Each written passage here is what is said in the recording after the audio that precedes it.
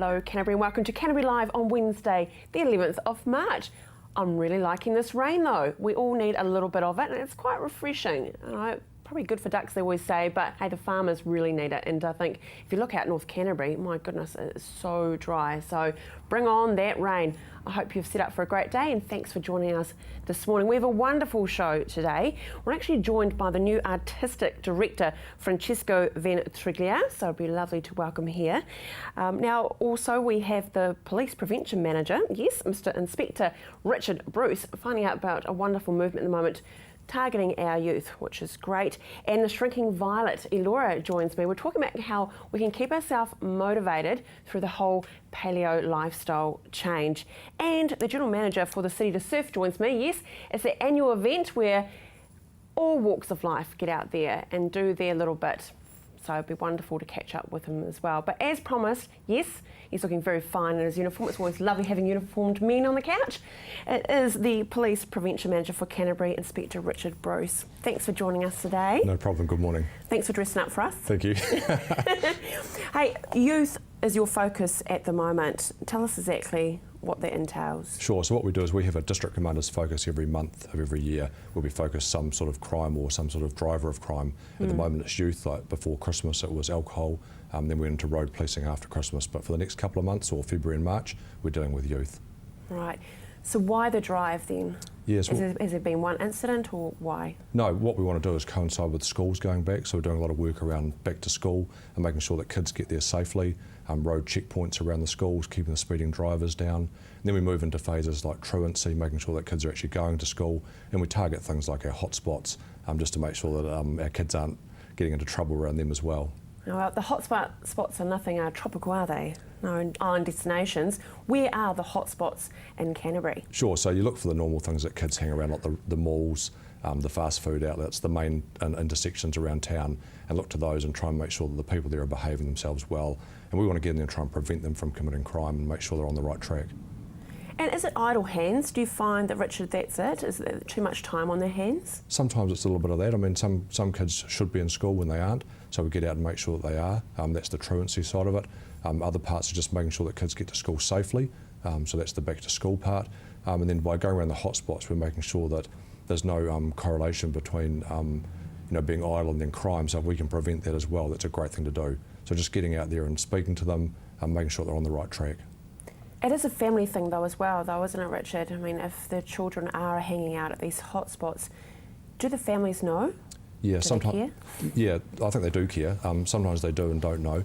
But what we do is go in there and pick them up, take them home or take them to school, and make sure they're getting the support they need in the home. Use other agencies like Children, Youth and Family as well. Get them back on the right track.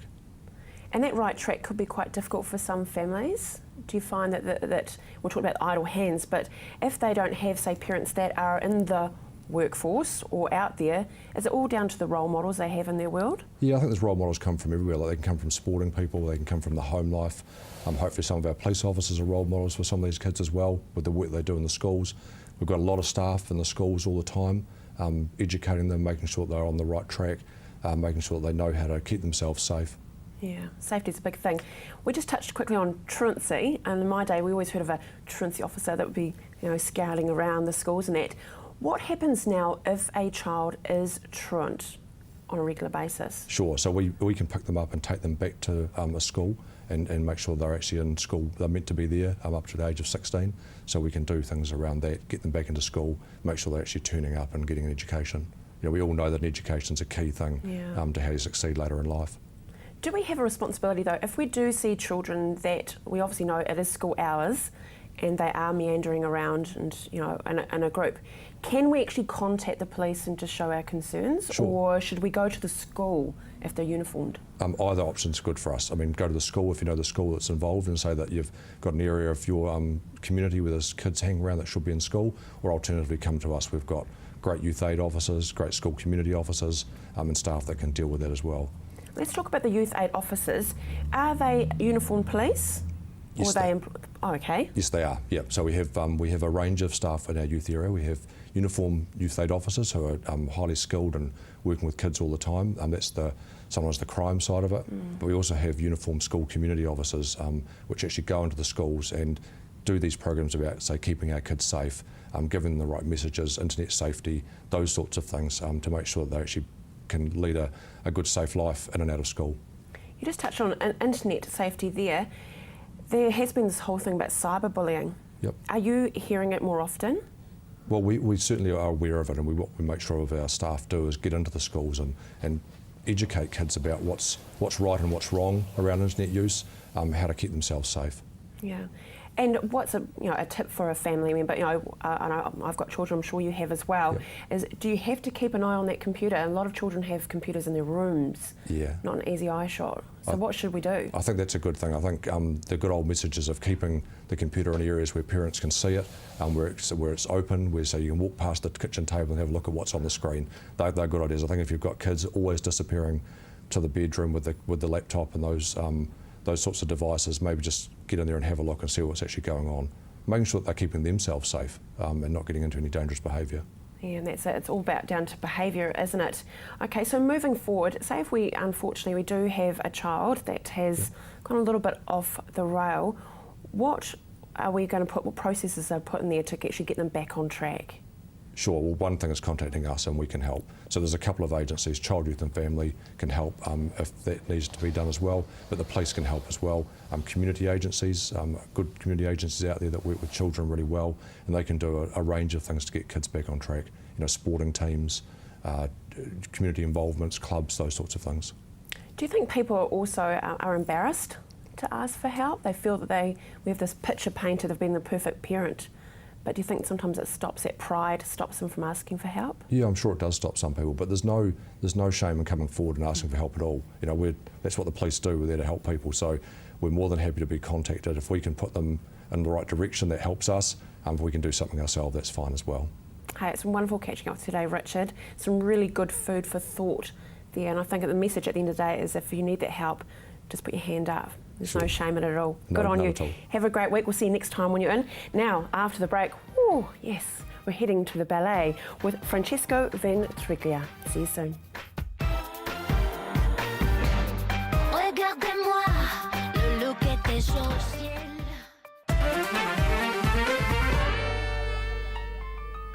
The Royal New Zealand Ballet. You just say those words and it demands quality and it's perfection. And I'm joined by a new friend to New Zealand from Italy, Francesco Ventriglia. Ventriglia, yeah. Yeah, Good so morning. I apologise that I put the G in there, peasant as I am. Welcome to Canterbury and to this beautiful new season of Don Quixote. It is a classic though, isn't it? Yeah, it's an amazing, funny and colourful ballet with a lot of technique inside, and well, it's an amazing opportunity for us to work with our young dancers to have a new challenge, to improve themselves, because when you have a classical ballet, you have a lot of important technical thing and acting to improve during the period, during the rehearsal. And for the public, it's an amazing opportunity to have, 2 hours with amazing music, new, colorful and happy. It's a very nice ballet. Yeah, well, there is different tones. It's right. There's tragedies we have in ballets, but the Don Quixote is the one that's the happiness, isn't it? Yeah. It's a cliche. It's a good and it's time. a love story. Yeah. It's a love story with this crazy man, and this crazy man will help these 2 young guys to stay together. And yeah, it's great because we have these 2 couples with very young dancers for the first time in the role. It's Kohei Iwamoto and Mayo Tanigaito tonight in the opening night. Oh, and we have Lucy Green and Jacob Chon in second cast, and well, they are exciting because they are very nice dancers, young, and for the first time in this important role. And that enthusiasm, and of course into the Lady Isaac Theatre Royal, which is she's just looking so beautiful at the moment. Yeah. Hey, I know we have a clip actually showing some of the rehearsals, so behind the scenes. Love these little bits, so let's have a look at that.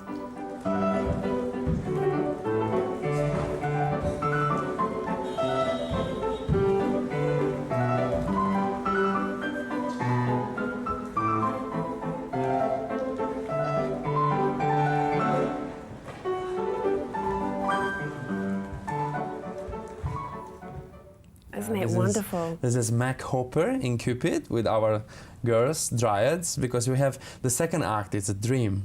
and have this amazing white tutu. It's a very classical ballet. I know. He looks like a dream. He looks like Cupid should be. It is. Falling it in love. is. How have you found the transition from Italy to New Zealand? Well, yeah, big transition. I changed everything to be here, but as an amazing opportunity. I love this country. I've been here from 3 months, and this is my new home, my new country, and yeah, I'm very happy. And the company just embraced me, and I work very well with our artists and all staff. The Royal New Zealand Ballet is a big family with an incredible art energy, and yeah, just each day we're looking for a beauty, we're looking for, to be in this kind of world where we I can see it in your build eyes, that beauty. enthusiasm. And you're based in Wellington. Yes. Well, there is a real true Italian community in Wellington in as well. Island Bay, I think. Yeah, exactly. So I'm sure they'll embrace you as well, Francesco. Now we have another piece to show our viewers to give them a taste of actually what they will experience when they too are a part of Don Quixote.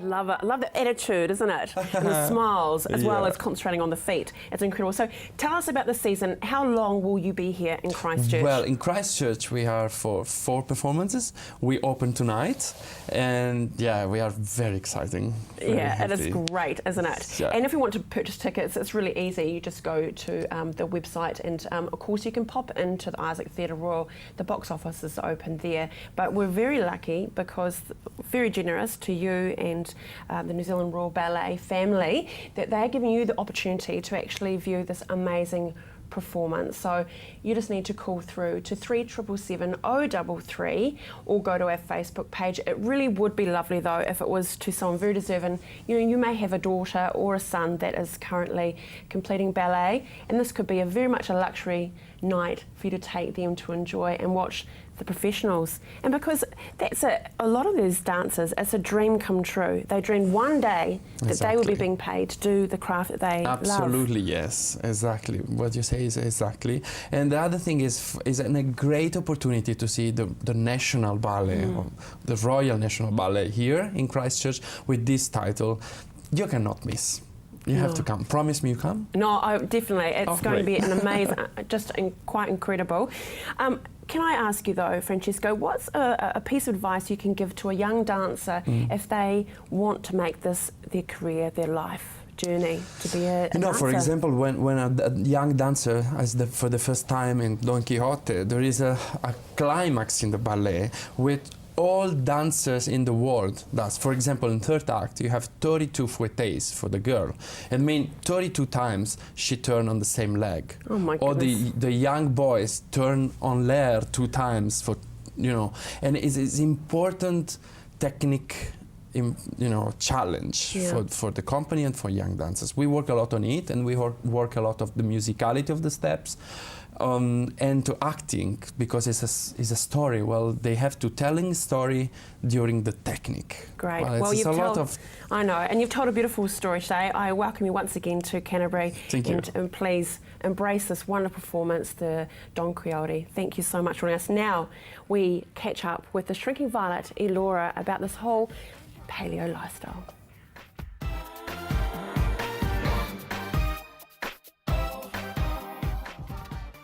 Laura, how do you keep motivated in your paleo lifestyle? Paleo is a really, really hard one to stay motivated, because there is so much of the regular food that you're not sort of taking in anymore that a lot of people can get wayside quite easily. Although weight loss in general, it's hard to stay motivated. Really important thing is to find your motivation. Doing it for yourself and no one else is a really big one. And just, making sure that you keep thinking about it to yourself. A lot of people lose sight of where they first started. I first started for my health, and I would incorporate that into every decision that I made. So it was really important for me to stay on top of that. Is it important to make it chunk style goals? then to keep you motivated? Definitely. I mean, if you are able to work to a smaller goal other than your massive daunting goal, if you're working to your smaller goals or steps, it's a lot more achievable and you're more encouraged as you go as well. Wow, okay. So what are some tools we can take along to keep us motivated if we feel those days where we're slipping off the Paleo Life platform? What should we do? Well, some women will have, you know, their goal dress. One really cool thing to do for that is have that on a coat hanger and hang it in front of your closet door or on the back of your door, somewhere where you're going to see it and you're going to see it daily and it's going to re-inspire you as you go. So that's a really cool one. A lot of people make little dream boards. I know I had one when I first started and I had kilos to go, kilos gone, and on one side I had little bows, and as I lost weight I would move them over to the other side, and it's really awesome to see that moving. How can you keep yourself motivated though? Say if you're in a flatting situation and everyone's on different diets and that, how can you keep yourself maintained on that path though? To me, that's when an online support group can come in handy. I run one alongside my Facebook page, The Shrinking Violet, on Facebook. So definitely joining one of those is really, really helpful. It'll give people an opportunity to be in the same boat as you. You're going to know other people that are doing exactly what you're doing and going through the same struggles as you. What's 3 tips you could give to someone that is in the middle of the changing over to the paleo lifestyle? The first one is definitely food. Focus on keeping your food sorted. More than anything, even above exercise, everything else, food is number one. Also, it's really great to have a good support network, as I just said. So finding some kind of support, whether it's a friend that you want to tell a friend or if it is an online community. And the third one is definitely your environment. So if it is something that's difficult for you, you definitely, again, that support group is going to become your environment. So support during weight loss is the biggest challenge that most people face, and I run a 10-week challenge alongside a nutritionist, and we find that the support aspect is what most people need for it. Tell us about the 10-week challenge. So the 10-week challenge is 10 weeks worth of meal plans, as well as 10 weeks worth of around-the-clock support. There's also a movement part to it. We do a little bit of yoga and things like that, but that's totally optional. Most people just stick to the meal plans, and it just basically it gives you some tools and some habits. We have a lesson on habits each week for people to incorporate into their lifestyle, and it's just a really, really great setup to get you into the paleo lifestyle for the beginners. Your Facebook is a tool, isn't it? Yes, especially for me. That keeps me incredibly accountable because I've got 24,000 people watching my every move. So if I post it, they know what I'm up to. And I post on there 3 to 4 times a day, so it really helps keep me on track. What was the best piece of advice that someone gave you when you started on this journey? Don't worry about exercise. Weight loss is all about what you put in your mouth, so food is the most important part. When I first started, I was panicking. I would go to this gym 6 days a week, do an hour and 40 of cardio, plus weights on top of that, and I was doing 12-hour shifts at work at the time, getting up at 4 a.m, not getting home and getting to sleep till 10 p.m, and I was burning myself out. It's so important in that first 2 weeks to a month to just focus on your food and getting that sorted before you even worry about exercise. Exercise is great, but it is definitely surplus. You heard it there, it's surplus, so think about the food first and foremost. Now, next time when you're on, we're talking, though, about movement exercise. Yes. Great, see you next time. Thanks, Elora.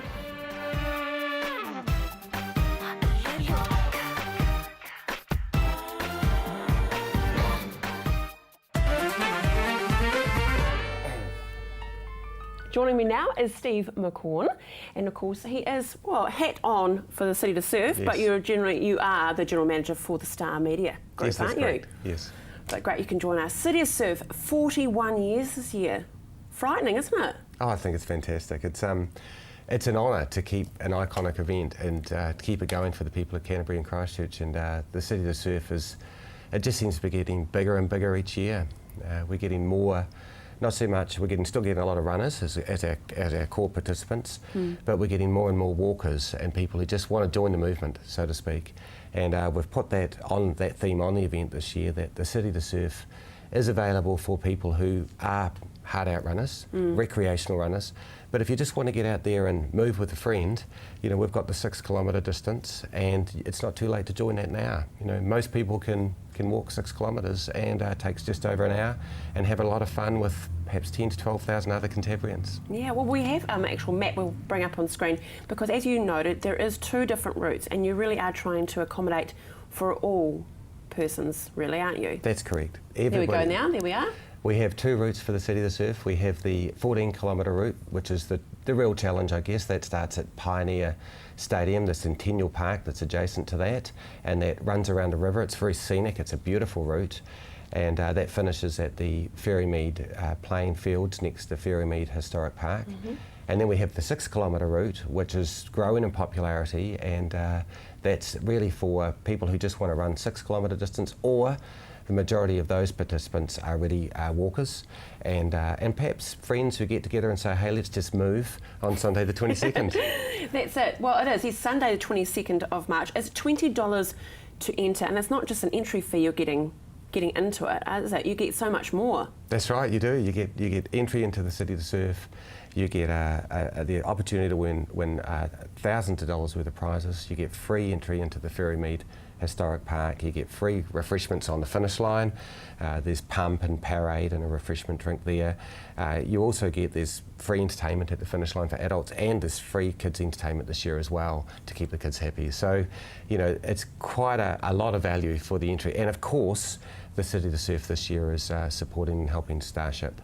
So it's great to actually, you know, be part of something that helps, I guess, community organisations as well. Yes, and just because Starship is in Auckland doesn't mean that it doesn't affect all of New Zealand, because there is families all throughout New Zealand that actually fly up to Absolutely. Starship. I mean, I don't think it's just for the old Aucklanders. It's not. No, it's not. And that's something that I've learned, you know, because families who may have, you know, the need for Starship are right here in Christchurch, Canterbury, in the South Island as well, and it's a fantastic organisation. Yeah, and if you ever have the privilege of actually going there, it is such an amazing facility. They do try and make it like a Disneyland for the children when they're going through such a difficult time.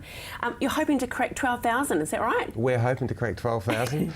It's looking like it. The entries are strong, entries are good. I think the City to Surf has a real connection with people.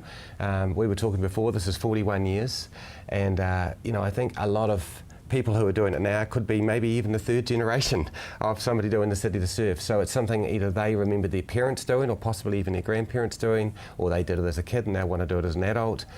It's just a fantastic event, and it gives me a lot of pride when I stand up there at the prize giving and I see a sea of faces of people who've got out and made something happen. And you know, it's a big achievement. To run 14 kilometres is a big achievement, and for a lot of people it's a big achievement to walk 6 kilometres. So I just think no matter what end of the scale you're at, I'm just so proud of everybody who gives it a go and gets out and moves on Sunday the 22nd. Well, good on you, Steve, for you and your team. It is a big event to put on. Make sure you now go to citytosurf.co.nz. You'll find there it is not too late to register, and I encourage you to make that time and make that effort to get moving. Thanks, Steve. Thanks for joining me today. And thank you for joining us. We've had a wonderful, wonderful show. On tomorrow, we've got Anne Stone is in, Runway Models, and House of Travel with Sue Lilly. Have a fantastic day. See you tomorrow. Je suis une fashionista.